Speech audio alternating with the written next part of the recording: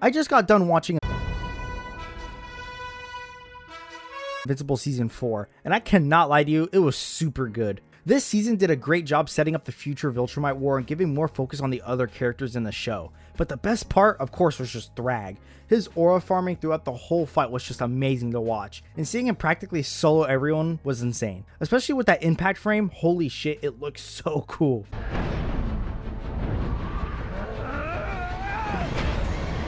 The story also keeps just getting better and better as the episodes go on. We get to see more of Omni-Man and Debbie, and Nolan's whole atonement arc is amazing to watch. I'm so glad that even after he returns, no one just instantly forgives him. Everyone still fears him, everyone still remembers what he did, and it makes everything in the show feel so much more grounded.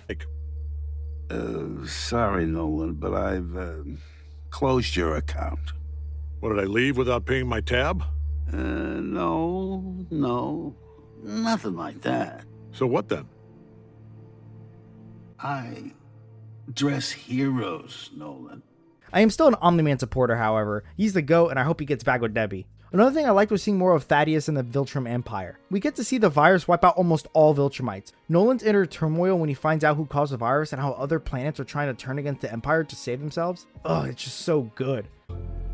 How do you have this? Because I was the one who created it. Do you know what you did?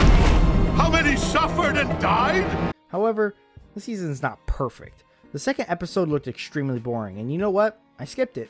I didn't even watch it. I watched the first and last 5 minutes, checked the recap, and I can't lie, I did not think I missed much. Hell, even when I was watching it with my friend, he said we could skip it because nothing major even happens in that episode.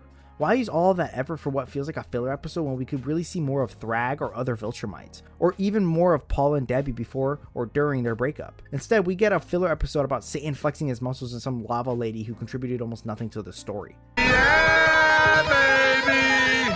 Whoa! I'm looking big. I'm looking mean. Whoa! I'm looking hot. Oh yeah. The problem is that we only hear that Paul and Debbie separated because Debbie is basically connected to space aliens now, and because all of that stress that comes with it. But we never actually see the relationship fall apart. It happens off screen. I wish they had shown us that instead of randomly pulling it out of nowhere, especially because Paul's such a good character. But that does not make the season worse overall. It's just a small nitpick I had. I also think people are overreacting to Tech Jacket's gender change. She's still a really good character regardless of whether she's male or female. I like her, and I'm excited to see where her character goes. But the biggest problem with this season, and honestly the show as a whole, is the animation and power scaling. I am not a power scaler, but it is insane how Mark is able to fight Conquest, yet somehow struggles against simple aliens that invade Earth and can be beaten by the Guardians of the Globe.